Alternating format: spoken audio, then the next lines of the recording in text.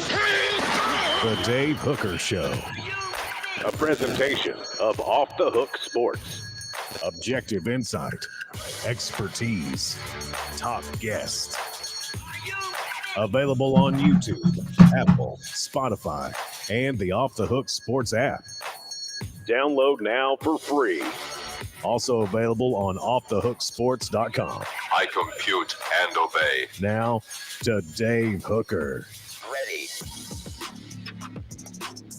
I kind of hope to have a major announcement today, but that's going to wait till next week.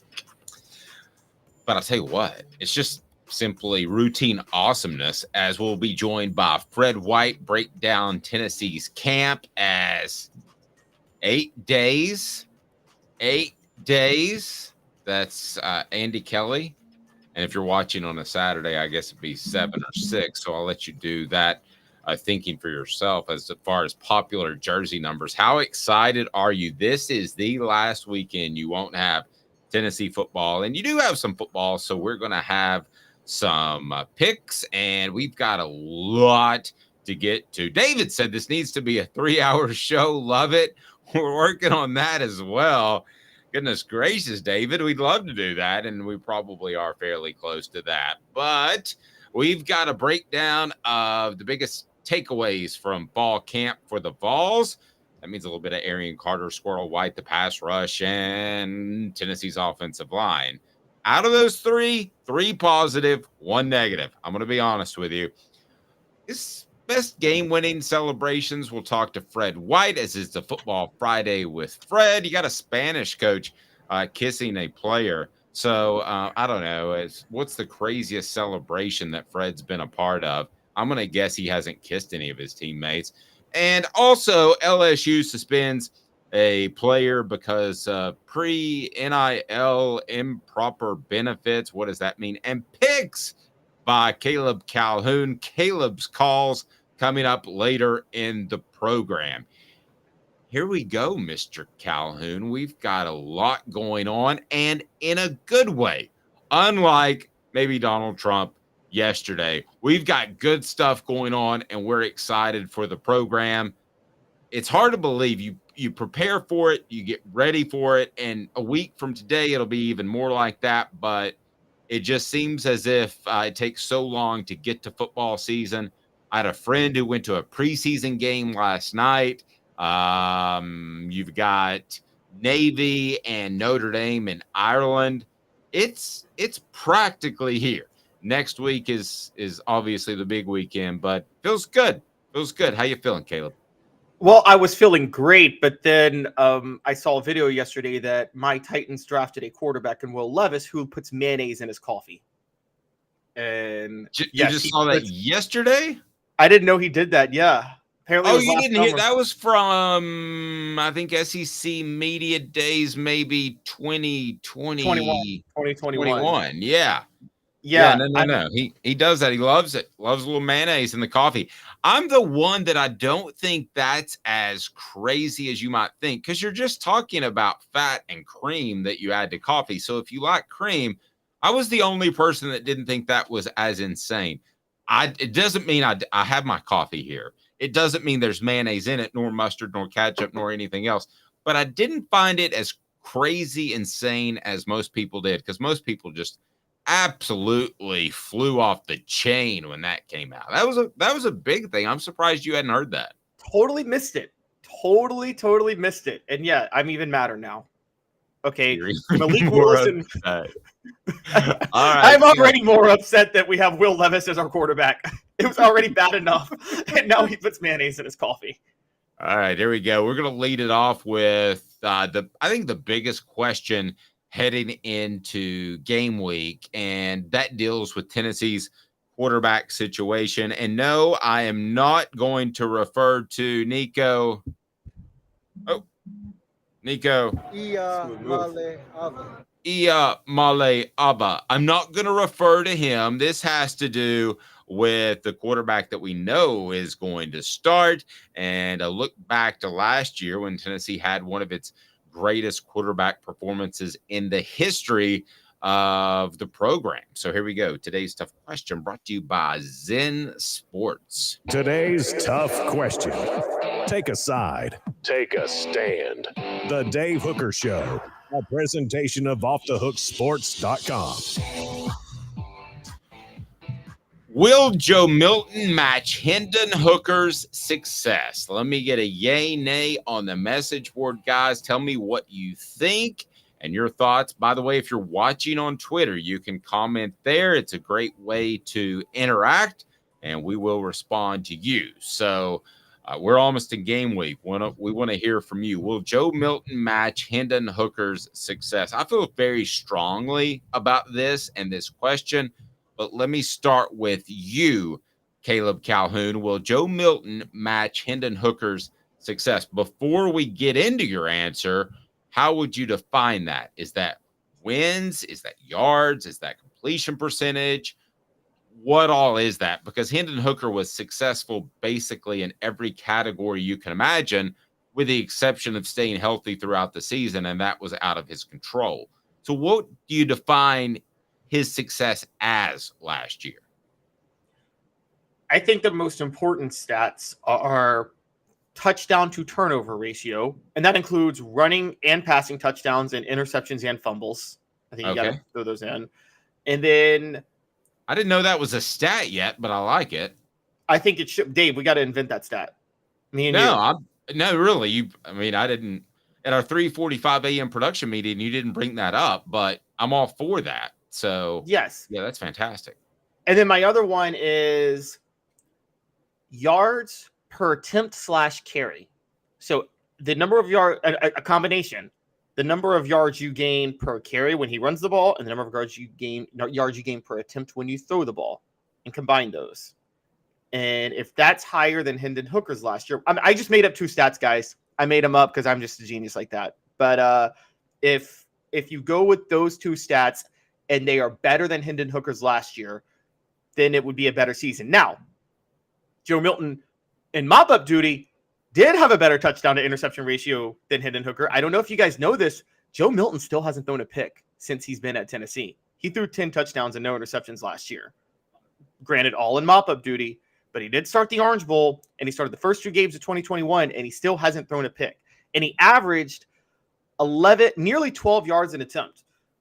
I think with all of those things, he's going to not match Hendon Hooker's production, but he's going to be close. And I think he's going to be close because I don't think he's going to match it largely because I think Josh Heupel is going to run it a little bit differently. He's not going to call as many deep balls for Milton as he did for Hooker. He's going to have Milton kind of work the field a little more. So I think just by that very nature, his numbers will be a little bit down, but he'll still be highly efficient. So you're saying not as successful. I'm going to weigh in on that. I want to remind you that today's tough question today brought to you by Zen Sports. Zen Sports, the new sports book in Tennessee, revolutionizing the way you earn sports betting rewards. That means no more deposit bonuses that turn into deposit nightmares. On Zen Sports, what you see is what you get. With their cash rewards program, you get a lot of cash. For a welcome bonus, earn an unlimited 5% cash back on your betting volume for your first 15 days when you sign up with the code HOOKED. That's HOOKED, HOOKED. That's right, unlimited 5% cash back. Keep betting, keep earning with up to 3% cash back on your betting volume every month after that. And refer friends to earn a percentage of their betting volume as cash rewards too. Zen Sports bringing the cash back to Tennessee. So if you bet big on sports, you want to be betting on Zen Sports. Zen Sports betting just got better. Here's what the message board says before we get to my answer. It is Rocky Top Tom said he'll exceed if the offensive line can get their act together. So not a definitive answer there. And I don't know that they have or haven't. I'm kind of optimistic based off what Joey Halsley said yesterday, and we can get into that. And we will with Fred. Different but successful.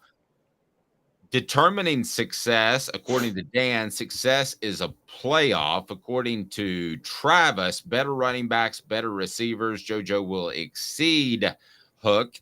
SC Scout guy says, I don't think he will be as successful. He will still have a very good, solid season. So here's where I am on this. I'm kind of along the lines of what Travis says. I think more successful, and I'm determining that by wins, going against one of my stronger beliefs that the win-loss record should not be attached as a quarterback stat. Okay, there's 21 other people on the field, and there's a lot of other players that come on the field, and a quarterback has the greatest impact, but not the only impact. But I predicted them as making the college football playoff. So for me to sit here and say that that's not more successful would be a little bit silly.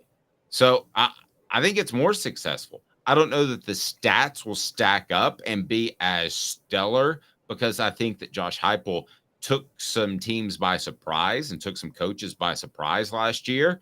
They'll be more adept at handling that, but better running game, I think so. Better group of receivers when you talk about Cedric Tillman was injured for most of the year last year. So I'm going to go ahead and say that I don't have any way of arguing against more successful, because if you make the college football playoff, that is more successful. Caleb, your thoughts on that, as I remind everybody to hit like and subscribe. Keep the comments coming, and we want you to be a part of the program. We want to open them up to more listeners day in and day out. So, Caleb, I think I would be contradicting myself if I didn't say more successful. So you think more successful because he will have maybe not exactly on Hendon Hooker's level, but comparable stats to Hendon Hooker, and the team success will be a little bit better, is where you're at. So it's not like it's a perfect word. Yes. Right. Because it's not like T. Martin, Tennessee was more successful in 98, but his stats were nowhere near Peyton Manning's in 97. It was like a different stratosphere. Not that T. Martin was bad. It's just the stats weren't close to what Peyton Manning did in 97. Well, and part of that too, in all fairness, was they limited what T. Martin could do. And I know that speaking to him, he was frustrated during that season in 98 that he wasn't allowed to do more. So he didn't even have the opportunity to go out there and put up those type of stats. Not saying that he would have, Caleb, but he didn't even have that opportunity from the get. Yeah, I knew they kept the harness on him through 4 or 5 games, and then really they didn't have a choice once Jamal Lewis got hurt. That's when kind of they were like, okay, we got it. It was the second half, and I'd love to talk to Fred when he's on about this, but I feel like it was the second half of the Georgia game where they just went, all right, let's go T, and that's when he kind of came into his own. As far as Milton with this, one of the things you said that I think would bolster your argument, because I disagree with you on it, is that you think he'll have a better season, even though teams may have at least they won't be as caught by surprise by Josh Heupel as they were last year. Dave, I don't think Josh Heupel caught them by surprise last year, because Josh Heupel was already there in 2021. Everybody saw the offense in 2021 and what it could become. And it's not like Nick Saban didn't see that offense, and it didn't matter. He faced Hendon Hooker. He had already faced Hendon Hooker, and it still didn't matter. Hendon Hooker torched his defense last year. So I'm not so sure Heupel caught people by surprise. Well, I think the culture of Tennessee's program is what caught other teams by surprise. Jalen Hyatt, if not for a great culture, would have just faded into obscurity or transferred. So there were a lot of guys that elevated their play. So maybe not the actual scheme. Maybe they knew what he liked to run offensively, but the entire program taking a step up, you'd have to agree, took us by surprise, took the nation by surprise, right? Yeah, I think that Tennessee was a little. Maybe I'm thinking big picture more than just scheme. Well, we're forgetting how close last year could have been to almost being a repeat of 2021. Tennessee needed overtime to beat Pitt. The defense won that game more than the offense. They easily could have lost to Pitt, and they easily could have lost to Florida.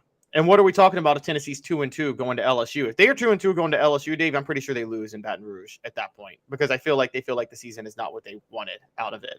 So but holding off Pitt and holding off Florida gave them exactly the momentum they needed going into a bye and then coming back to face LSU. I mean, look, what do you think, Dave? So they start 6-0 after beating Alabama, but say they lose to Pitt and Florida early, because they easily could have lost those games. So say it goes the other way and they lose those 2 games. Do you really think they're beating LSU and Alabama after that? I don't.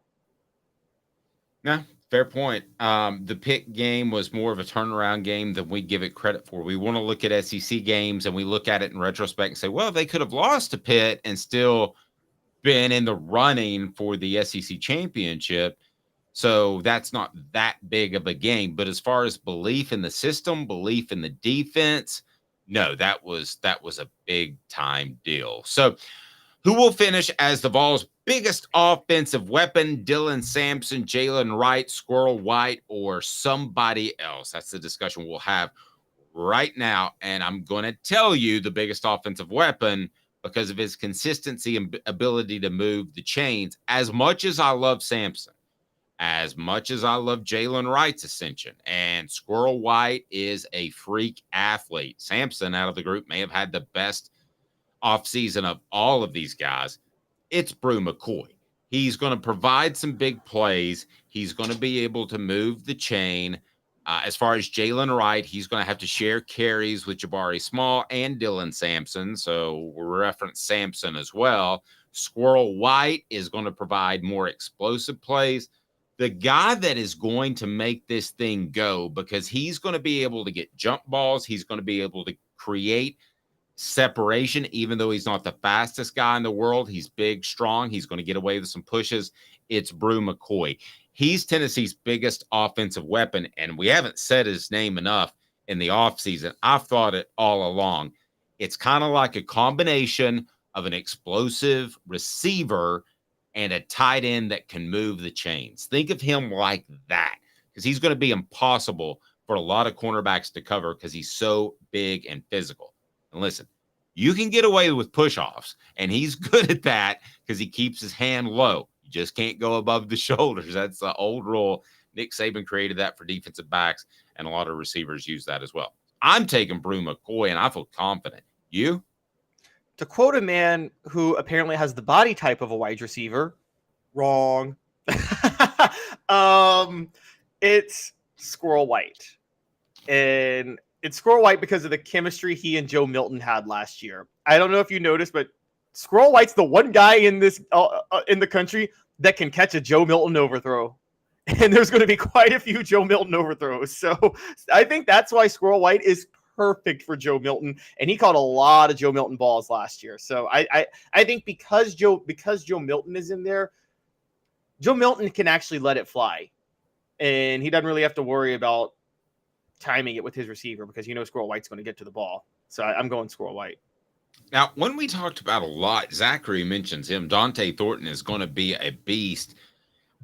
Zachary, I would have said absolutely you're right 2 months ago, but I've heard so much talk on and off the record about Squirrel, and I think there's a reason they rested Jacob Warren throughout some of preseason camp. They didn't push him. That makes me think, even though we talked about they may go to 4 wide more often, I don't think that's going to be the case. So, Zachary, you could prove to be right, but it feels like to me that Dante Thornton is kind of on that second level of projected playmakers, Caleb. I know you were high on Thornton too. So what is your take? Does it not have that feel a little bit? It does. And I go by potential, but we talked a lot about Addison Nichols and Gerald Mincy, and I got to be critical of Thornton. If he's not in the rotation this year, it's a big indictment on him because he's got the build and the athleticism to be and playing in this system to be, and I said this last December, to be Kevin Durant joining Golden State in the NBA. That's what I thought this was like. And if he doesn't emerge like that, it's a major indictment against him. I gotta be honest. Okay. And that could it be 50% indictment on him and 50% that Tennessee's receivers are just so darn good? They are, but if he was able to get into that rotation, they would go 4 wide more because that way Warren can take drives off and they don't have to worry about tight ends, but they're not doing that, is what you said. It seems like they're very committed to Warren staying on the field, at least most of the time at tight end. They were really trying to keep him healthy in spring practice. In fall camp. So that's kind of a concern.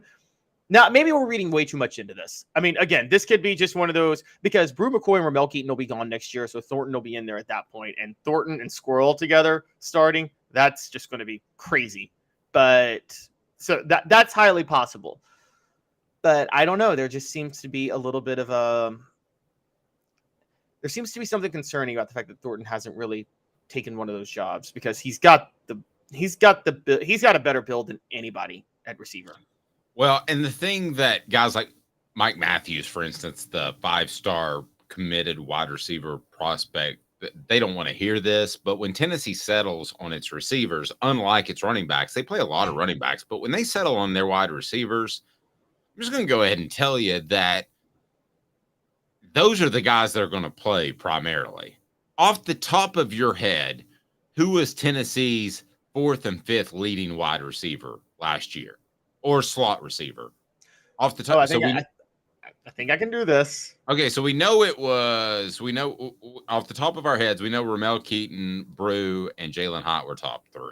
Yes, but Tillman was 4th because he did start 6 games last year. Right. I was going to give you that. That's why I threw the 5 in there. I think Squirrel was 5th because Squirrel got a lot of yards in garbage time last year. And I think he finished with over 400 yards receiving. But the point being, if he's 5th and that's garbage time, there ain't a lot of dudes that are making plays when it matters outside of the top 3, right? Right, and that's how it should be. I've never understood offensive-minded coaches that want to run like a 5-deep receiver rotation. I've never seen it work well. I mean, everybody talks, and Dave, you were covering at the time. I talked about this before. Everybody talks what David Cutcliffe did with Eric Ainge. Remember when he took over for Randy Sanders in 2006? I thought the real story was what he did with Robert Meacham. David Cutcliffe said, we're not going to go 5 wide anymore. We're not going to have Chris Hannon, CJ Phaeton, Robert Meacham, Jason Swain, and Brett Smith. No, we're going to have Robert Meacham as the go-to, Jason Swain on the opposite, and Brett Smith in the slot, period, end of story. That's our rotation. Nothing. That was the first thing Cutcliffe did, and I think that did a lot for Ainge. I think it's a lot better for a quarterback when you shorten your receiver rotation. I 110% agree. Want to address a couple of things on the message board. All the talk about the receivers is driving this is some of you guys crazy. Tennessee's a running football team. I know that sounds insane, but they're going to set it up with the run. And also Travis says, in response to the Thornton talk, maybe Coach Heupel leans a little toward loyalty. He's already proven that a little with Joe. So I can understand that. Dante Thornton, if he makes a couple of mistakes, which everybody's going to in a new system, that can result in an interception with the way you have to read the safety. So I can certainly understand that if that's the case. Coming up next, we're going to be joined by Fred White. His favorite post-game celebration. Did it involve kissing anyone? Because you got a Spanish coach who just laid a smooch on one of his players during the World Cup ceremony. And also the biggest takeaways from fall camp, where Tennessee's offensive line stands. Squirrel White, we're going to talk about him. How big of an impact can he have? And also, I want to get Fred's take on Arian Carter and Tennessee's pass rush, because it's not just one dude anymore like it pretty much was last year with Byron Young. It's bigger than that. We'll be back in 2 minutes. Caleb Calhoun, Dave Hooker, Off the Hook Sports.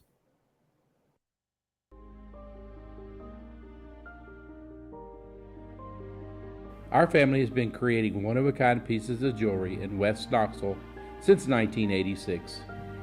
Each piece is a combination of unique processes that bring your idea to life. Every day in our shop, a truly special item with a story all its own is being manufactured in our facility, bringing the history and family sentiment into a whole new generation of life. We are grateful that you chose us to be Knoxville's best jeweler, a title that we value and respect. Because to me, being a jeweler and owning a jewelry store are not the same thing. I'm Rick Terry.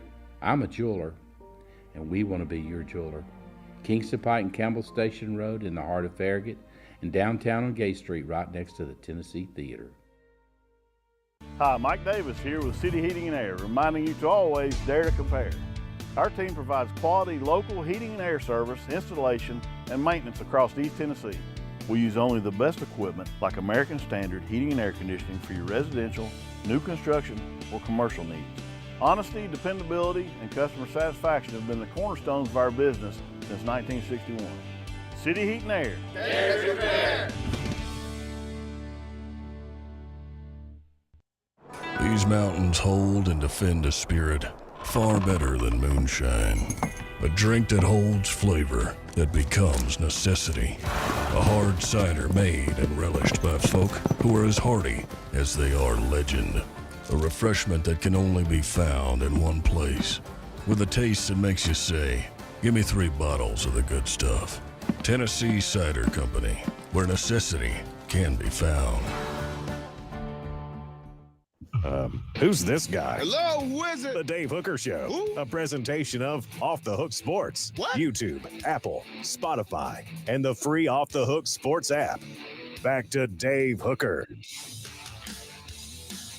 Let's go ahead and bring the man in now because he is phenomenal. And the Celebrate 98 series continues. David Leverton to drop here shortly. And we've got another special guest coming up as, man, it continues. And it's been a blessing to be able to be a part of it. I can't thank our friends at Tennessee Cider Company enough for making it a reality. You can go to tncidercompany.com, use the promo code HAT, and you will get a free hat with any purchase. Let me just say this. You can order cider and it's delivered to your home and it's fantastic. And it comes from Tennessee fans. Do it. tncidercompany.com, tncidercompany.com. Fred White joins us now. He's got his orange on. Fred, it's the week before. As a player, first, how are you, sir? I'm doing good. It's a Friday. It's a high school football Friday. So I'm going to catch some of the best players in the state of Georgia this weekend. So yeah, I'm excited. Yeah, it's an exciting time. If you scout the next Eric Berry like we did, let me know. What's it like being a player and being just a week away? Are you antsy? How do you control your emotions being this close? Man, you're tired of hitting on your own teammates. Boy, you cannot wait to see what you can do against somebody else. And I think it's the anticipation of just getting a chance to go out there and just waylay somebody. Because you've hit your teammates in practice, but you haven't really gave them that oomph at the end of it. You know what I mean? So I think now you get a chance to just go do it. And you talk about anxiety, man. I used to lay my clothes out for the whole week like I was in high school, just knowing that I got to be clean when I go out there for the ball walk and those type of things, man. You want to get a chance to go out there and just hit somebody and do something different and just see a different color jersey. Yep. Caleb and I, in hopes of getting better, we at SEC Media Days when we were together, we just knocked the hell out of each other in the backyard.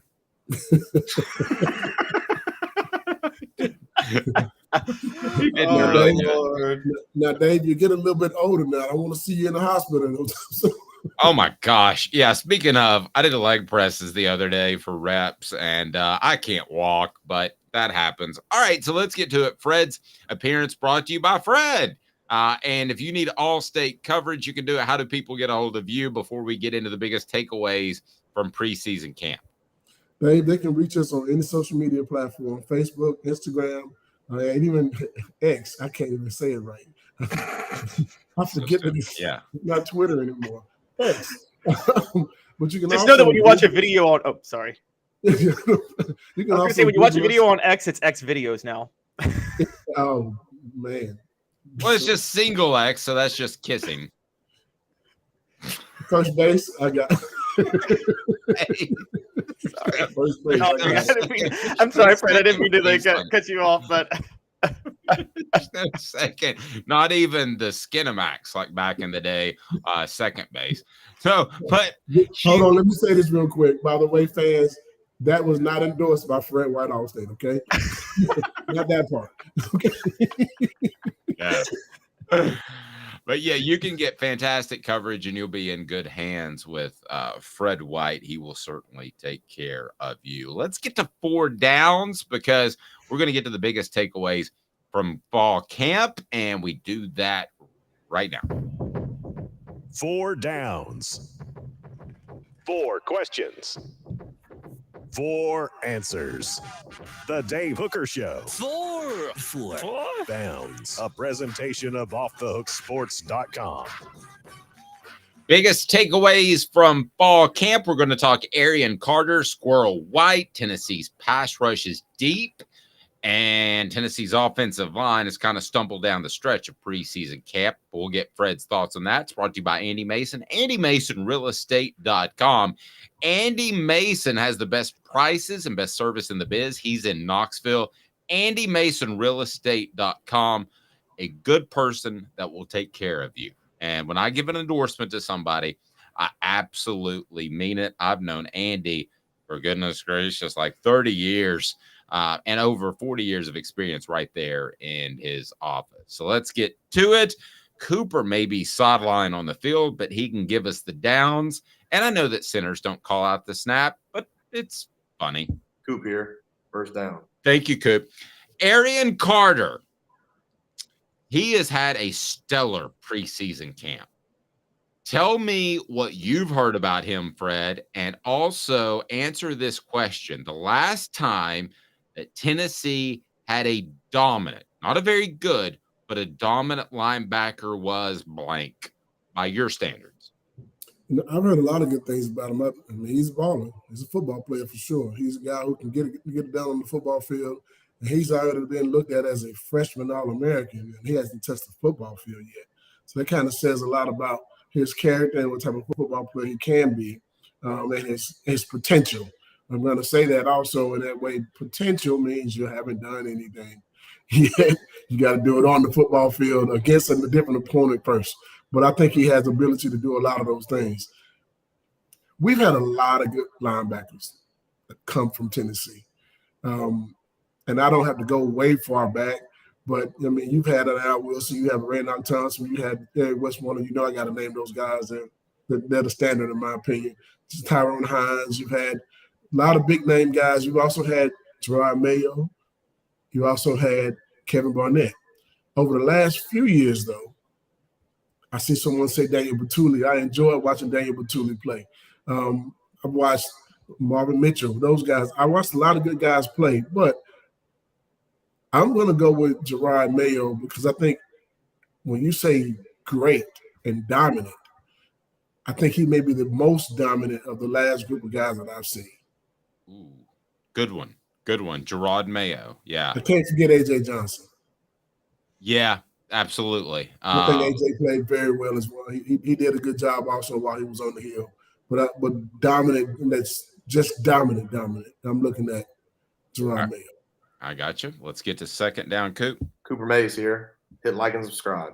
Cooper Mays here. Second down. It's Cooper Mays, in case you're curious, Caleb. So, Fred, we were kind of talking and trying to figure out, because it seems like Squirrel White and Joe Milton just have rare chemistry. Is there any receiver that Squirrel White reminds you of, whoever played at Tennessee? Because I'm having trouble thinking of one. I feel like he's unique. I think he's unique also, and I don't like comparing guys. Because I like for guys to be themselves and be who they are and show them what you're going to be yourself. He has a lot of speed, which is good. I think he's a small guy like a Cedric Wilson. Does he run routes like Cedric? No. Does he, he has more speed than Cedric did as well. And you look at the other guys that have come through in Tennessee, most of those guys are bigger than him. You go from Meacham to the guy, I can't remember his name right now. He got hurt against Florida. Justin Hunter. And those guys, most of those guys are bigger. You know what I mean? Derek Rogers, a lot of those guys have been bigger. He's one of those guys that's fast and shifty. If you put the ball in his hands, he can get away with it. He can. I could probably say somebody maybe like a LaMarcus Coker, but LaMarcus Coker was a running back. So you look at him and say he fits the mold of a lot of different guys, but I still think he's unique. And what he can do in this offense is going to be unique. I like the Coker thing as far as just a physical specimen. Mm-hmm. That's why we have Fred on. That's why he's awesome. Fred White, Allstate. Tennessee center Cooper Mays here. Third down. All right, so third down before we get to the one maybe negative takeaway from preseason camp, and I don't think it's all that negative. But the pass rush, I believe, this year is going to be deep. Back in the day when you guys were great, it wasn't just one guy that was a great pass rusher. It was 6, 7 guys. And you would rotate those in, and you had defensive tackles that could push. It was 10, 11 guys. And I'm not exaggerating for the younger ones out there that may not remember the late 90s. But having a deep pass rush, how much more challenging is that for an offense when everybody's fresh and everybody rushes the passer just a little bit different? Well, I mean, because you don't have to go 12 plays before you come out or 20 plays before you come out. I mean, you tap and you come out and get a rest. You come back and you're fresh. That means you should be able to go extra hard. You need to give me 110% when you come on the football field. That's one of the things that our rotation when we won the national championship and before that, and even after that, you look at how many guys we can rotate in and out. If you were tired, then come out. Because if you're out there playing tired, you got a fresh guy on the sideline, I'll take that fresh guy over a guy who's tired any day because you have a little bit more push. Now, don't get me wrong. There will be times in the game where I'm going to need my stars out there. But for instance, we played against Syracuse in 1998, and I look up and all the starting defensive linemen on the sideline sucking wind. Hey, man, I called a timeout. That's the only time I actually ever called a timeout in the game, but I'm sitting there thinking, no, it's 3rd and 4. I need you guys on the football field. What's going on? So I called a timeout, and I had to go get Darren Walker, Billy Ratliff, and Sean Ellis back in the game. Hey, man, we need you on the field right now. This is important. I think if you look at the teams that – one team has won the national championship the last 2 years, and one of the reasons why they won the national championship they had a good offense. I get that. They had a quarterback who was a 6-year senior, all those type of things. But defensively, the last 2 years, that pass rush, they could interchange anybody. They had a group up front that you can just keep rotating in and out. And if you keep bringing a fresh lineman to an offensive line, play in and play out like that, it takes a toll because they don't get to switch in and out, sub in and out like that on the offensive line. You want those guys to have continuity and be able to play together consistently throughout the football game. However, on the defensive line, I'm bringing a fresh body at you, and I'm bringing my best every play. That's one of the reasons why Georgia won back-to-back championships, in my opinion. And I don't know if they can – I hope they can't continue that trend, and I think that trend is coming our way now. But if you have a defensive line that can rush the passer, it makes your defensive backs better. It makes your linebackers better. Your complete defense is a different defense when you have guys who can pass rush and get to the quarterback. Yep, great stuff. And let's remember, Billy Ratliff wouldn't have been in the game against Arkansas to create that fumble had Jeff Coleman not come over and said, hey, I need a break. And Ratliff ran out there, and we saw what happened as Houston Nutt acted like an idiot, and Clint Sterner couldn't hold on to the ball because he got nailed by Billy Ratliff. Well, actually, he didn't get hit. I guess Billy pushed his own offensive lineman, which is almost cooler than just a natural tackle. I mean, to push an offensive lineman into the quarterback and create a fumble is maybe the coolest thing you could do. And that's like you said, had Jeff Coleman not tapped his helmet and said, hey, I need a breather, Billy Ratliff's not even in the game because it was his set of plays to play. Yep, absolutely. Let's go to 4th down there, Caleb. All SEC center Cooper Mays here, 4th down. Thank you, Coop. Well, Fred, speaking of all SEC center Cooper Mays, doesn't look like he's going to start the first couple of games. We understand Ollie Lane has moved over to center. I feel like Tennessee's having some issues at left guard. They haven't gotten what they wanted out of Addison Nichols or Gerald Mincy yet. Is it too late for this? Is it too late to find a solution at this on the offensive line before the season starts next week? No, it's next man up. Next man up mentality has to be your thought process. You got someone has to step up, and you'll find out who that guy is. And the thing is, if our defensive line is doing as good as we say they are in practice right now, that would mean you're going up against good talent every week already. And that's something that can help you get better. But also, when you put that group of guys up against Virginia, so when those guys are out there, then you're going to see what it's like. You're going to see what they're like going against someone else. I think that because of our defensive line being better than what it had once was and having more depth, I think that has helped also figure out, okay, well, maybe we may be a little bit better than what we thought we were. You know what I mean? And the prime example of that is we played against Syracuse in 1998. I had to bring that game back up. We didn't know exactly how good we were after that game was over with because Donovan McNabb went for the 31 for 30-something, 37 or something like that, and have over 300 yards and 3 touchdowns. And we couldn't get him on the ground. Then you go to next week and we have 4 sacks. I mean, so you don't know how good you are until you go up against other talent. And I think that's going to help us. Playing against Virginia and Nashville is going to be the test for our offensive line. And I'm hoping that I feel like they're going to be okay. Depth is something that you always got to have. So that means if you got 3 or 4 guys that are close and no one has actually taken the job yet, they're going to get trial by fire. And you need to grow up real fast or you're going to lay it down. And if you leave your hat on the mound, somebody's going to pick it up and run with it. Absolutely. Excited to say that Campbell, Cunningham, Taylor, and Hahn has joined us, and they will be bringing you the Vol Report with Jacob Warren coming up, and it's going to be in season, and it's going to be fantastic. And what do you think about that, Jacob?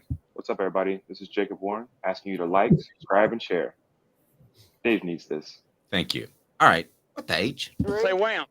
Oh, that's the wrong drop. Man, see, I'm trying to be too fancy. I'm trying to be Beethoven when in reality I'm just Dave. What the? What was he thinking? Release the hounds. The Dave Hooker Show. Keep cool. A presentation of offthehooksports.com. So you got this Spanish soccer coach kissing a player after the but it's a male coach and a female player. What's the craziest celebration that you can tell us about that you've been a part of? Or what's the one post-game celebration you remember the most? Because like the Fiesta Bowl, for instance, I don't know what that was like after the game, but you may have had to hop on a plane. Some of the other great games that you won, you may have had to hop on a plane. But did you ever kiss a teammate after the game? Absolutely not. Why would you even ask me something like that? So what's the best celebration? And first of all, if you're on our YouTube channel, it didn't look anything like this. There we go. It wasn't that.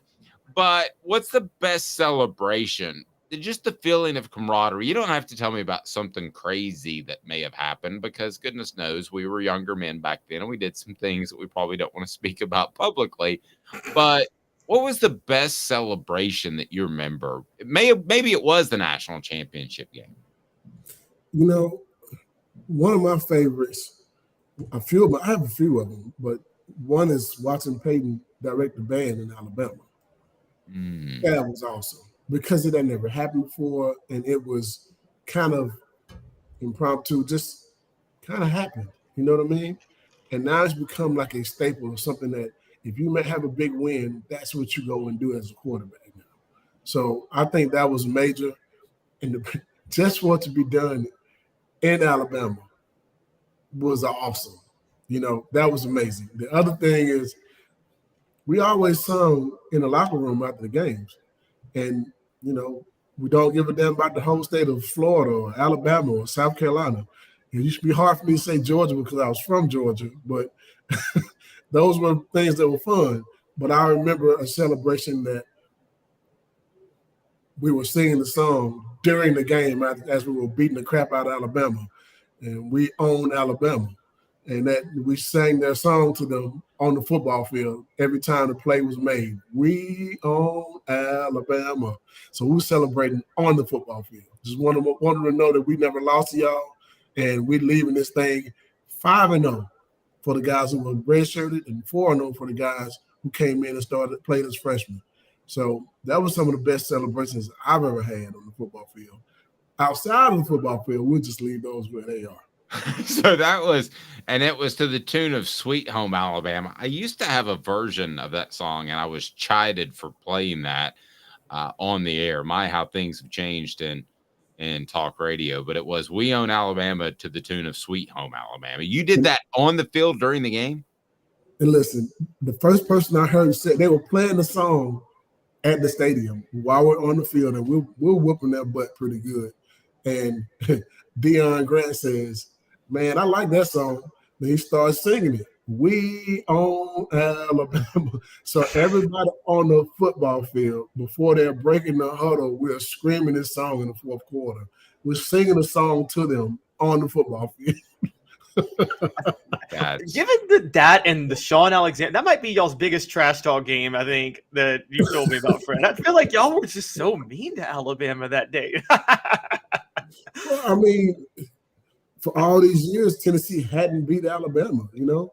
When we get to school, it was over. We weren't scared of them. And that was, I think that was a part of don't get me wrong, they had a lot of talent. A lot of guys who played NFL football. Fernando Bryant, still a really good friend of mine.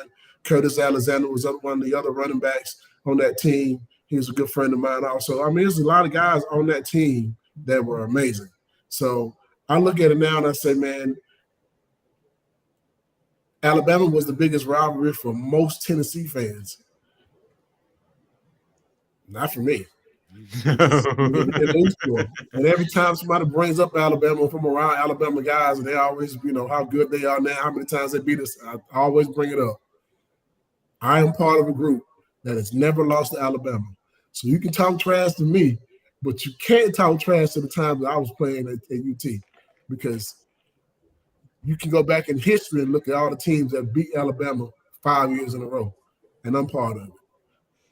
Pretty strong. Yeah, it's just to bring a couple of points in with the kissing thing. To be fair, some people are bringing up like kissing is a form of greeting in a lot of European countries, so it's not as abnormal as we're saying. And also, Fred, I wanted to see if you watched the Florida documentary, because Tim Tebow kissed his roommate Tony Joyner when they were blowing out Tennessee in 2007. And I didn't know this. Tony Joyner apparently just got convicted for killing his girlfriend 2 months ago, and has got 25 years in prison. That's another one of the. So between Tony Joyner and Aaron Hernandez, Tim Tebow was hanging out with the best people at Florida. Conversation just took a hard left turn. But Fred, did you watch that documentary at all? And what did you think of it? I thought it was propaganda, rank propaganda for Urban Meyer. You know what I thought about when I watched it? It's the same idea I gave Tennessee years ago that we should have done for our national championship reunion, to kind of give an idea of a story, which is why we're doing Celebrate 98, to tell our stories our way. I wish we had done it now, because it's this big thing on Netflix and it's untold stories. Same thing we're doing with Celebrate 98, but we're just doing it our own way. Thank you, Dave, for helping me get started on that, and thank you for making this a reality. So if you haven't seen Celebrate 98, you need to go check it out.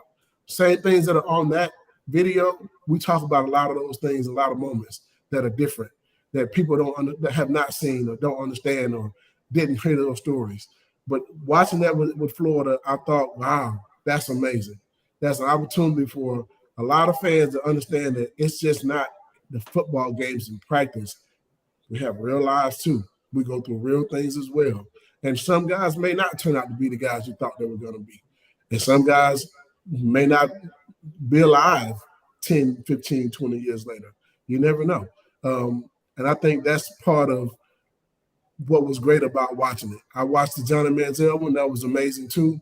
But this one, I watched how all those things they went through, talking about how the workouts were, how tough they were. And it brought me back to what we went through at Tennessee. It let me see what it was really like. And some fans will look at it now and be like, man, that was a little bit harsh. That was the way football was back then. That's how you got better. That's how you pushed to the next level and those type of things. So, I mean, even though it was the University of Florida, it showed what college football was like back when we played.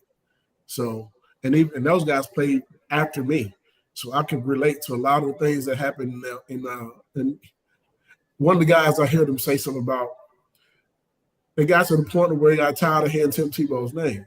Tim Tebow against Florida, Tim Tebow against Tennessee. We went through the same things. We had Peyton Manning. Yep. You know, I mean, so some of those same things, though, it was a direct correlation. We had the same type of situations on our own team. We had Peyton Manning. We had people everywhere we went wanted autographs and take pictures and those type of things. It was like watching our version through Florida. Yeah, and pardon me, for those that haven't seen it, the one thing that stood out to me, and I did think it was a little bit, it didn't dig deep enough. That was my problem with it. But the one thing it brought out that I'd never seen before, and I've been around a lot of football practices, and was the drill in which basically one guy gets on top of another, like wrestling, if you think about not professional wrestling, but you think about real wrestling, and he gets on top of another guy. And the only drill was the guy on the bottom has to try to crawl somewhere, and the guy on the top has to stop him from crawling somewhere. As simplistic as it gets, all about toughness, desire. That's what it was. You all had to have a version of that drill. What was the one drill that challenged you the most and that you think made people tougher in that time? I think of the Tennessee drill. Maybe that's it, but maybe there's something else behind closed doors I didn't know about. I'm going to say the Tennessee drill. It was the Tennessee drill. You know, Dave, this is crazy, man. I had this conversation with Terry Fair just last weekend, which is amazing. We're talking about this. The Tennessee drill, I just realized what the goal actually was. Because I thought the goal was to beat your guy and make the tackle. Terry was like, no, that's actually not the drill. That's not the focus of it. I was like, what do you mean? He said, you got to whoop the guy in front of you, and that's it. Yep. The running back doesn't matter because you got other guys on the football field. And I was like, no. My thought process was to beat the guy's ass in front of me and also make the tackle. And he was like, well, you went a little extra, but that's because that wasn't the drill. No, I can remember, because so much happens, especially when you're at practice and you're watching football practice. A lot of times the media has no idea what's going on. I like to think I'm a little above the average, but I mean, there are a lot of times you guys do stuff and you can't see from field level and you don't know. But I remember when you were on Tennessee's baseball field at Lindsey Nelson and you guys would do the Tennessee drill and we would have to sit up there in what was left field stands and you guys were in center field and we would have our binoculars. And the one time that I could come away with a solid opinion on something was the Tennessee drill and who won those drills. And I would say that guy's a dog. That guy's going to play. That guy's tough. Now, some were, not able to pick up the offense or the defense or whatever. But as far as the toughness of it, I remember one, and this is a little random, but I remember Kelly Washington just standing up and being tough. And I know a lot of people don't like Kelly Washington, but I had a lot of respect for him after that drill because he didn't fade away from it. He took part in it. And there are countless other guys I could mention, but man, if you beat your guy in front of you, that was the guy that I kept my eye on for the rest of preseason camp. I hate to say these names, but it is true. It is what it is. I'm gonna call it like I see it. You get mad and upset, you do. Oh well.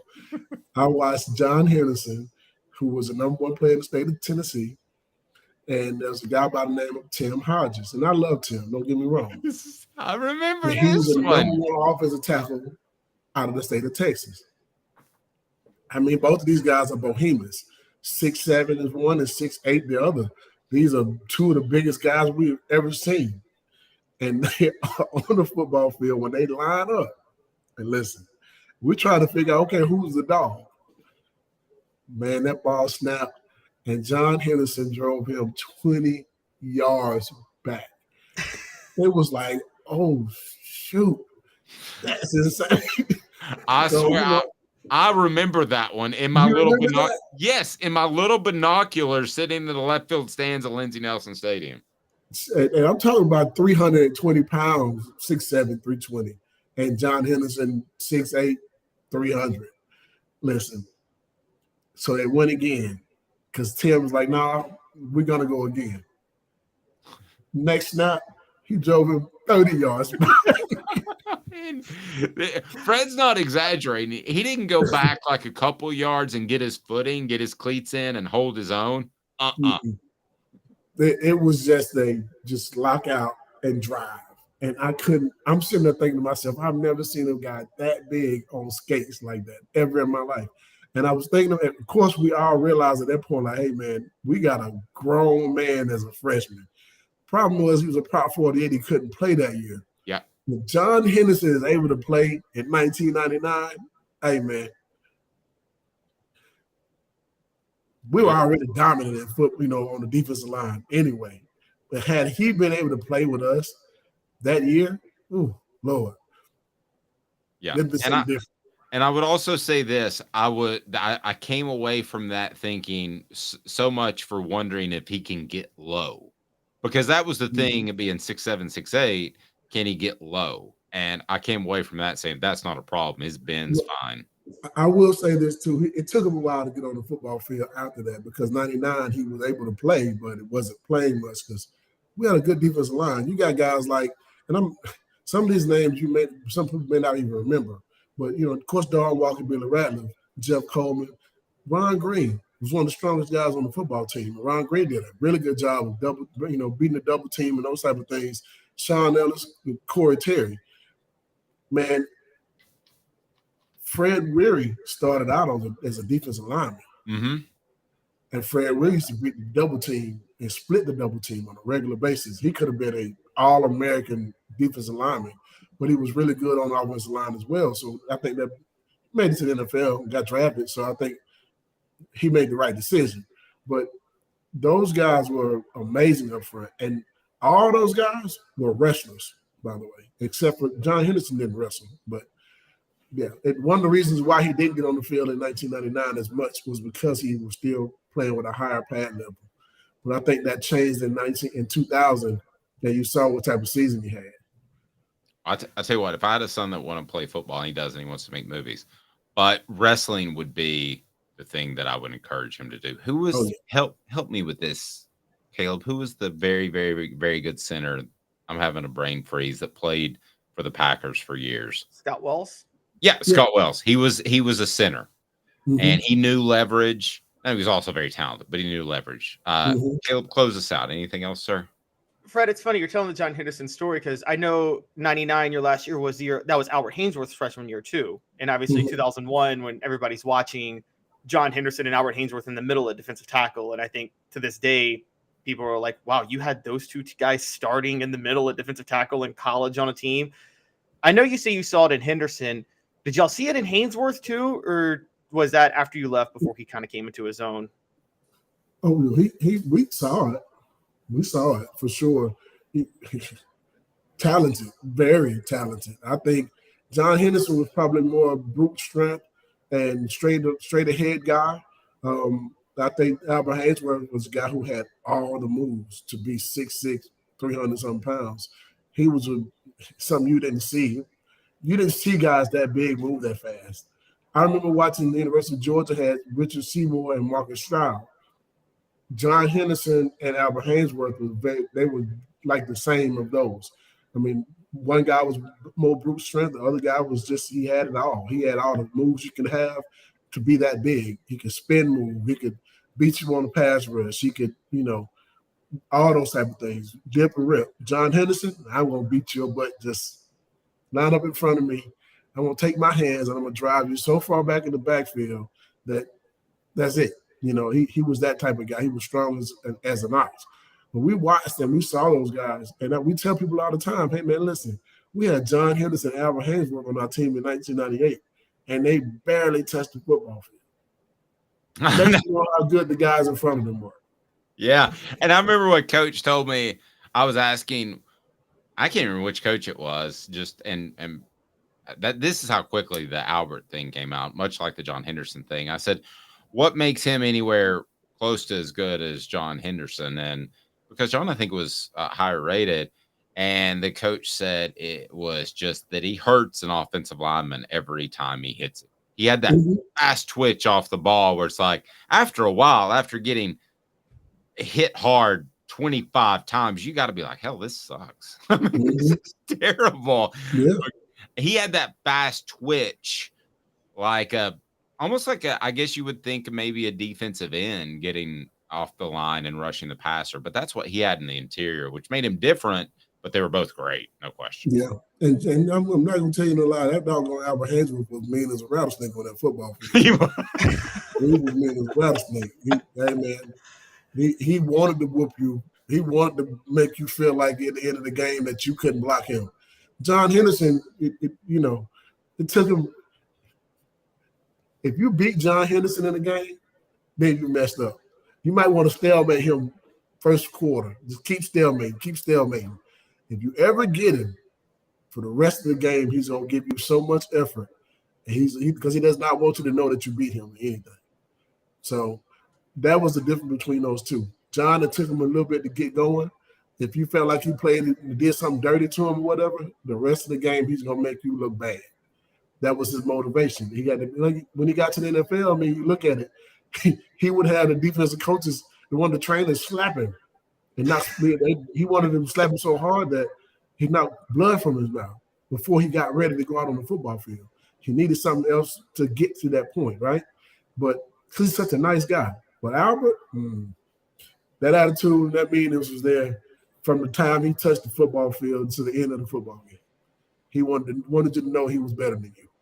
I could talk to you all day, but you've got people to put in good hands with Allstate Insurance. I know you got work to do. Fred, again, if people need insurance, just Google Allstate and Google Fred White, and you'll be taken care of. We appreciate you, buddy. And when we talk to you next week, it will be a real Football Friday with Fred. So yes. Yeah, have a blessed weekend, sir. Fred's appearance brought to you in part again by our friends at Tennessee Cider Company. Go to tncidercompany.com. You can get fantastic cider delivered to your home. Use the promo code HAT. Use the promo code HAT.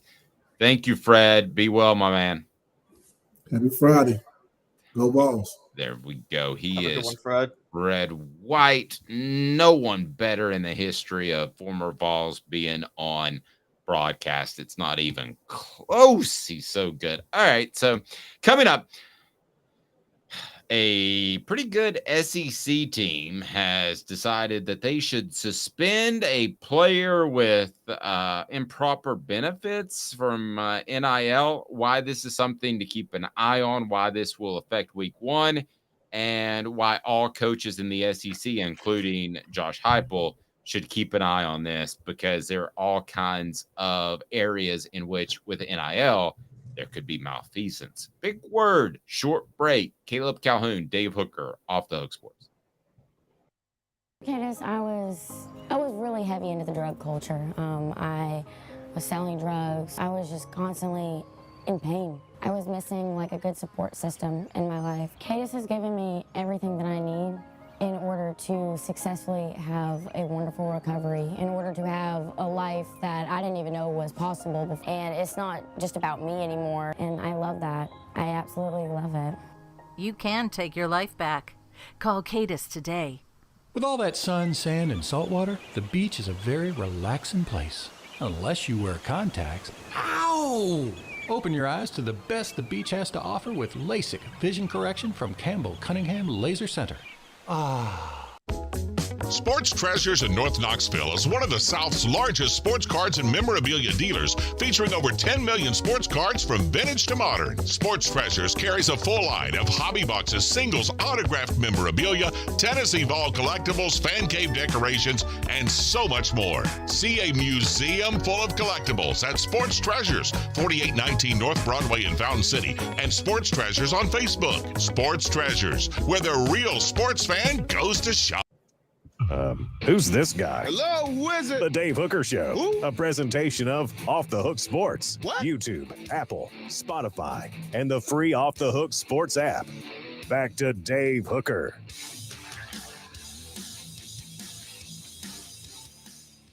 I call this the Florida tradition, and that is a player being suspended for the opening game. And it's something that Florida used to do all the time, and they usually schedule a couple of cupcakes so they could get their discipline out of the way before they played Tennessee, which was at the time the biggest matchup in September in all of college football. So we've got that happening with LSU. And so you're acknowledging Florida State's a cupcake then, which I've been saying. Oh, no. I was just, I got something. I agree with you, Dave. Florida State is a cupcake for LSU this year. For LSU, yes, but not a cupcake overall. We're not talking about Southwest Missouri State, who beat the Vols in the NCAA tournament. But anyway, It might be. Yeah. Okay, so players suspended for NIL improper benefits. Now, here is why you should care if you're a fan of anybody that's not an LSU fan out there, because if your school is doing a good job at NIL, and Tennessee is certainly one of them, there are others as well, then these are one of the pitfalls that are out there. So, Caleb, let me ask you, sir, what happened at LSU, and describe why a very key player was suspended. It is the stupidest thing in the world. The NCAA suspended Mason Smith for one game because he received an improper benefit that is no longer an improper benefit, but it was pre-NIL in 2021 when he received it during an autograph signing. So the NCAA, he cooperated with the full investigation, and the NCAA said you're suspended for one game. This is absolutely ridiculous. This is grandstanding by the NCAA to try to send a message of, hey, we're still here, so you better care about us. This is the stupidest suspension of all time. It's not an improper benefit anymore. It just happened to be right before the Supreme Court made the ruling on NIL. And so the NCAA is trying to take a stand. Okay, so this is essentially me getting a speeding ticket for speeding a year ago. And let's say that back in the day, I'm old enough to remember when they raised the speed limit from 65 to 75. So it would be like me going 74 and getting a ticket retroactively. However, I completely disagree with you. I think that it may be grandstanding, I'll give you that. But if you broke a rule that was a rule at the time and they can prove it, then you should go ahead and suspend them for that reason. If Joe Milton took $500,000 from Michigan 4 years ago, then he should be suspended. So I don't have a problem with the suspension, and I'm a little surprised that you do. Now, I think the NCAA, this is one of those instances where they want to look relevant. You called it grandstanding. I call it, hey, I'm still relevant. I'm the NCAA. I'm with you on that one, but I don't have a problem with somebody getting suspended for breaking a rule that was a rule when he broke it. I do. I think it's dumb. It's not like it was. If it was Tennessee where there was massive amounts of cheating before it was a rule, Jimmy Pruitt, McDonald's bags, okay, you want to suspend a player or hand out some punishment, fine. This was one improper benefit. He fully cooperated with the investigation. Let it go. This is like in Colorado. This would be like, okay, Maryland, they've legalized marijuana. This would be like if police decided to retroactively arrest somebody because they've decided, well, we think you had drugs in your car before marijuana was legal. Well, so what? It's not an issue anymore. And it's not who benefits from the suspension? What purpose does this suspension serve? Don't break a rule that's no longer a rule anymore? Yeah, but I think there's something else at play here too, because this to me, if I got no problem with him being suspended, I think he should be suspended. But I think there are probably 100 incidents where this happened. So why do they pick on LSU? To me, there's something. I don't want to get too conspiracy theorist. I have a habit of doing that. But what could LSU have done to make the NCAA mad, where they just want to slap you on the wrist and say, "Hey, you got this. Stay in line." What could they have done? I don't know what that is. Maybe it has something to do with the Will Wade investigation. Maybe they weren't as compliant. His nose. Yeah, He I thumbed mean, his I'm nose just at the FBI. Yeah, I'm just going to go down the conspiracy theorist track here for a second, because why did the NCAA pick out LSU when I guarantee you there are 100 other incidents of this? Are you telling me that Nico didn't get anything beforehand as big as he was? Are you telling me that before he walked on campus, he didn't get anything as a recruit? Are you telling me that Jaden Rashada, who is now at Miami after going to Florida, are you telling me he got zero? I mean, it's hard for me to believe. So why did they pick LSU is my question. Maybe they want to give off the clout of non-bias, because there is probably a belief that LSU was protected for years because Mark Emmert was the commissioner of the NCAA who came from LSU. So maybe this is an overcorrection on that end. I mean, I never got the vibe that the NCAA favored LSU. I don't know if you did. I've heard people give that vibe that they think the NCAA favored Tennessee, dating back to the former Alabama stuff. But I think there's I'm sorry to interrupt, but I think there's an argument to be made for that Tennessee gets preferential treatment from They also earned it, though. They earned it because okay, I'll give you an example. Does the SEC get preferential treatment in the playoff now for college football? And did they in the BCS towards the end? Yes. But they also earned it, because for so many years they kept dominating that it just created the idea, well, I mean, they really are that good. I think Tennessee consistently was always out in front of investigations and self-reporting and working with the NCAA. So yes, did they get preferential treatment? Yes, they did. Does anybody really believe that let's not forget the whole academic fraud scandal that led to Fulmer turning in Alabama for Albert Means. Yeah, I'll be the first to tell you, I believe Fulmer did that to get the NCAA off his back. And I do think there was probably some academic fraud that happened at Tennessee. But I also think Alabama was a bigger fish with what they were doing. And I think Tennessee has bought goodwill with the NCAA over the last 30, 40 years for themselves. Okay, so, but that's not the way it should be. That may be the way humans work, but I use speeding a lot because I don't speed, and Caleb Calhoun has a very heavy right foot. So, so I have a drive to Knoxville today that I'll make in half the time. But so if a cop pulls me over and he said, "I got you going 84 in a 75, I'm going to give you a ticket," and I say, "Whoa, you should have seen me a few miles back. I was going 98 easy. I mean, I was absolutely smoking."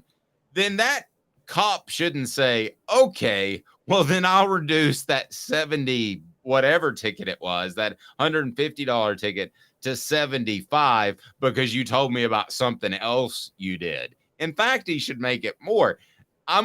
Tennessee has gotten preferential treatment, earn it or not. There is a strong argument, if I'm an Alabama fan or a Georgia fan, that Tennessee got off easy with the Jeremy Pruitt situation. They hammered Pruitt, and that may be a trend or whatever, but I can go back to the mid-'80s where there was a picture of Sports Illustrated with Neyland Stadium cracked in the middle when you open the front page next to the table of contents, because the NCAA was about to hammer Tennessee. And they got off then, too. And they got off other times, too. Every time Tennessee undergoes an NCAA investigation, we cover it at Off the Hook Sports. We haven't been around that long.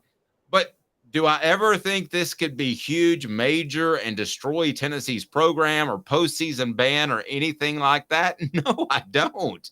And I don't know if it's because Roy Kramer was from Maryville. That's what people used to say. Or it's because they are so compliant.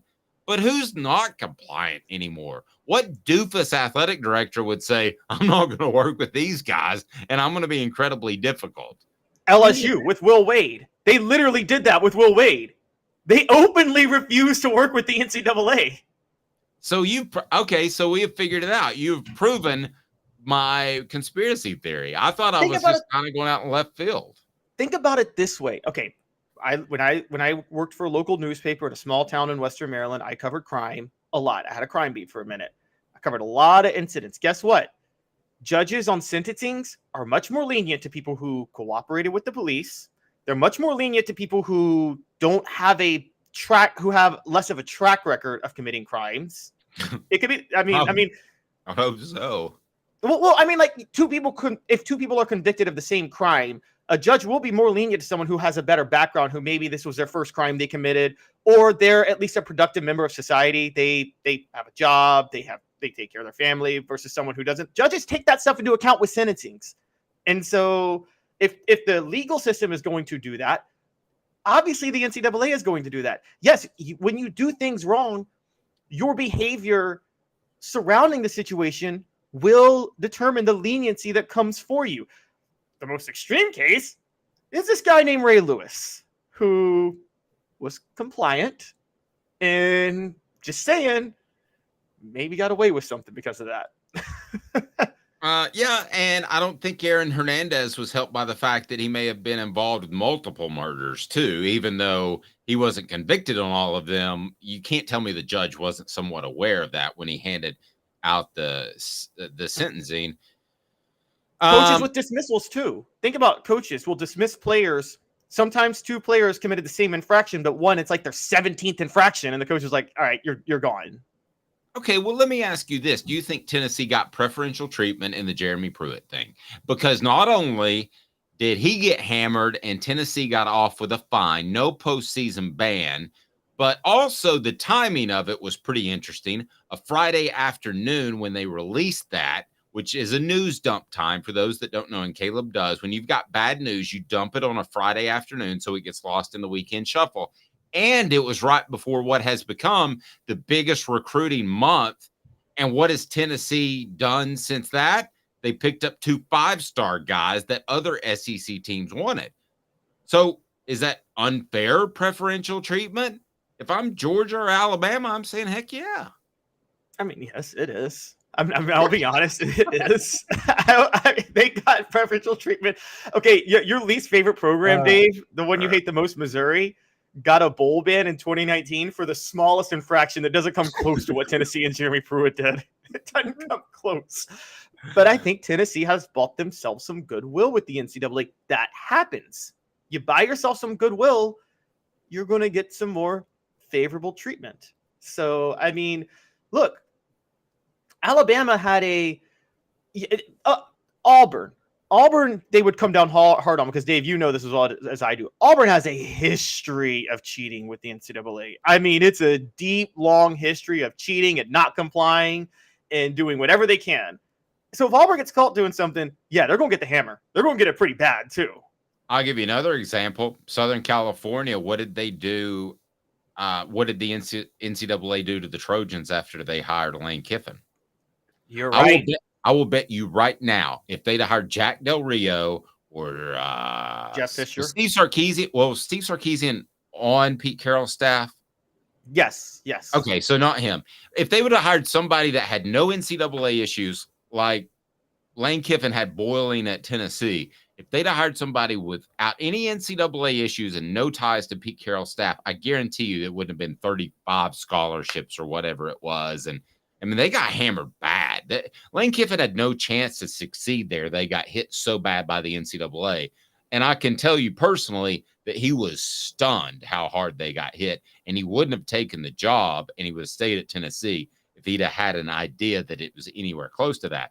But it was his hiring with the hostess gate thing going on that caused them to get hit so hard. So it's like the chicken or the egg thing. But, yeah, I guess that further proves your point. Now Tennessee gets away with what they want to. Yeah, I mean, or maybe the NCAA loves Tennessee so much they were mad at Lane Kiffin for leaving Tennessee. Yeah, that's absolutely right. All right, so lastly, a new segment on the program that we're incredibly excited about. It is, what have we decided to call this? Okay, for the written word, we're going to call it Caleb's Call. But for the show, it's Hooker Picks. Who doesn't love Hooker Picks? I love Hooker Picks. Sometimes it's hard to pick one out from the crowd, but those are the good ones, I've been told. So Hooker Picks are now, we're going to have picks each and every week, and it's going to be brought to you by Zen Sports. And my guy Caleb is a winner. So you want to tune into this, go ahead and get your You're going Zen to get sick of winning, Sports. guys. That's right. Get your Zen Sports app. And the cool part about Zen Sports is you get cash back when other people that you recommend bet. So it's pretty cool. But let's start with Vanderbilt, the 17 and a half. The format I'm going to give to everybody real quick.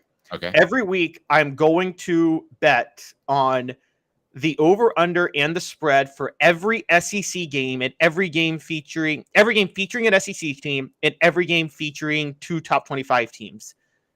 And then I might add a couple of games if I love the spread, and I'll tell you, like, that's my bet of the week. So that's how we're going to do this. Travis says Hooker picks are proof. Burn them. It's absolutely right.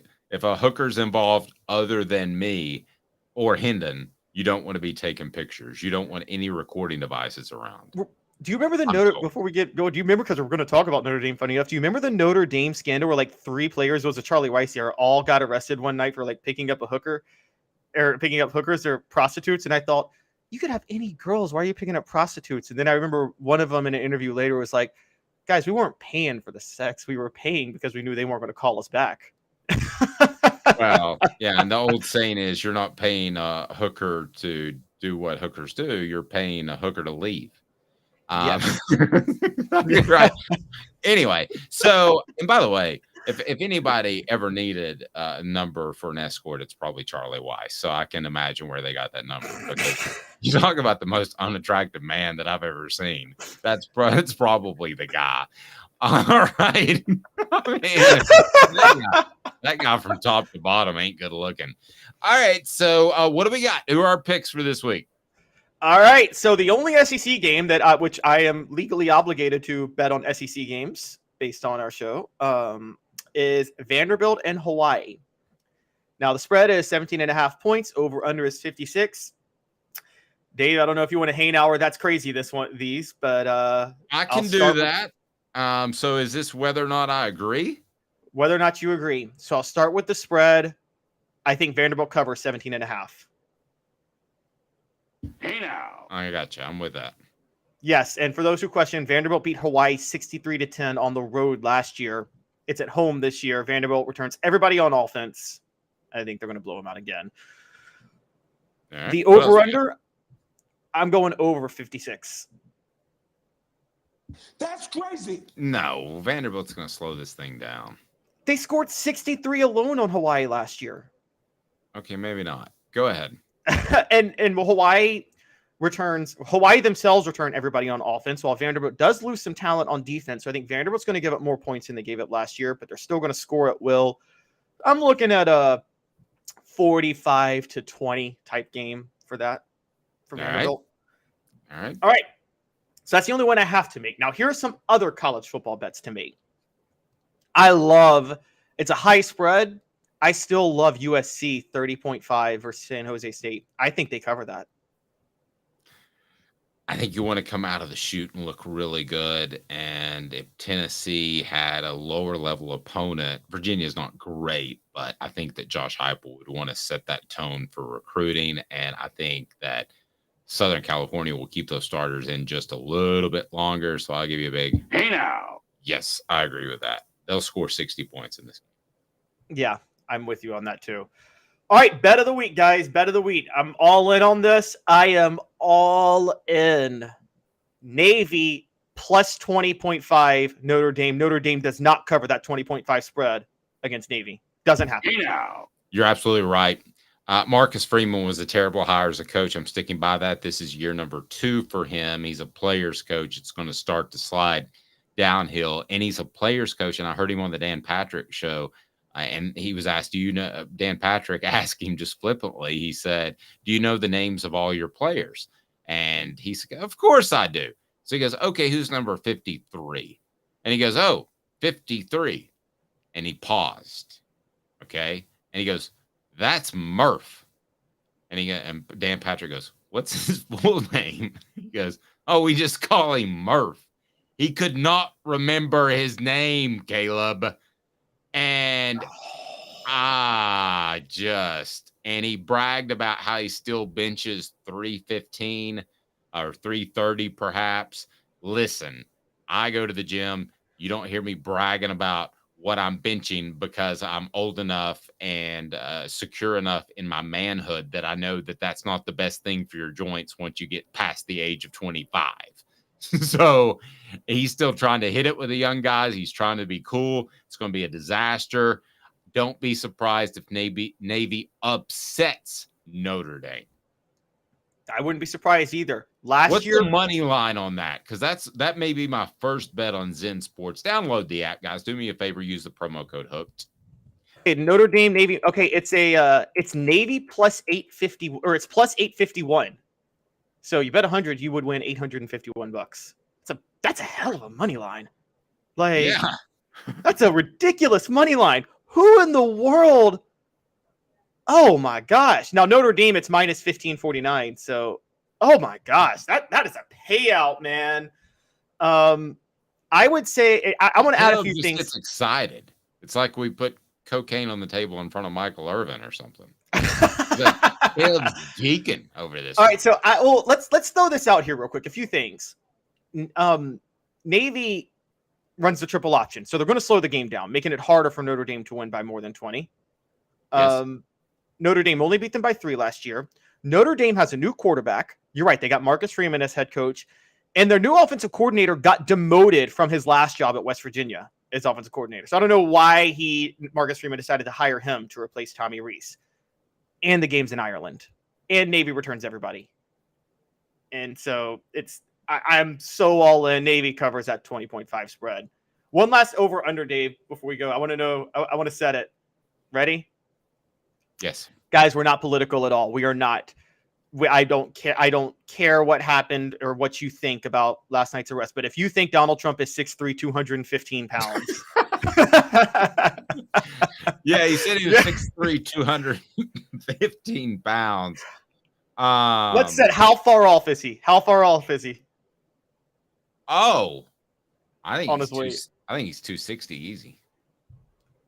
I was going to go 240, but so somewhere in between there. But yeah, not 215 though. Yeah, if we put he's over 240, man. You think he's over 240? I can see it in his face, and I've seen a couple of golf shots. Again, not a political statement, but own it. What if he just went in there and said, "I'm 6'3", 315"? You know why? Because I'm huge. He's Caleb Calhoun. I'm Dave Hooker. Have a fantastic day, everyone. Yes, he's the same size as Derrick Henry. The message board says he's not. All right, have a fantastic weekend watching football, and know that we'll have you covered. If you haven't set the notifications on yet, do so, because we'll have Jacob Warren and Cooper Mays on Sunday to preview the Cavs. That'll be your first preview of them. I always think basketball when I say the Cavs, but the Virginia Cavaliers on the slate. So great preview of them. We will have a huge week of John Adams, Josh Ward, Fred White next week. So I'll teach John Adams about some other rap songs about certain drugs, street names for drugs that he doesn't know about. Can't wait for that. Yes. That MDNA got you feeling like a champion. The city that sleeps better slip you an Ambien. Jay-Z. He's Caleb Calhoun. I'm Dave Hooker. Have a fantastic weekend. We appreciate all that you've done. We're so excited about this season, and a little bit more buttoned up than year one, when, quite frankly, I didn't know what the H I was doing. So he's Caleb Calhoun. I'm Dave Hooker. Thanks for being a part of the family. And this has been a presentation of Off the Hook Sports.